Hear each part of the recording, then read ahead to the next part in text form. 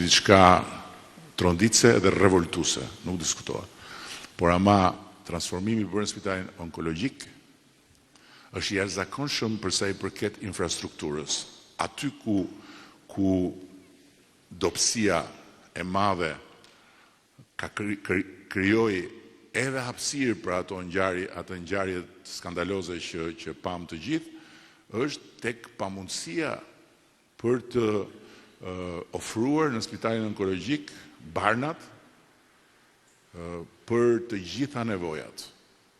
Janë barna shumë të shtrenjta, të cilat duhet të përmbushin nevoja që shkojnë duke u rritur, sepse kanceri, jo vetëm në Shqipëri, por në të gjithë botën, dhe prandaj edhe në Shqipëri, jo për një arsye specifike për Shqipërinë, po bëhet një sëmundje gjithmonë më e përhapur. Dhe në buxhetin e vitit 2026, ne kemi vendosur për herë të parë një fond të posaçëm për të përballuar të gjitha nevojat për barnat për kancerin.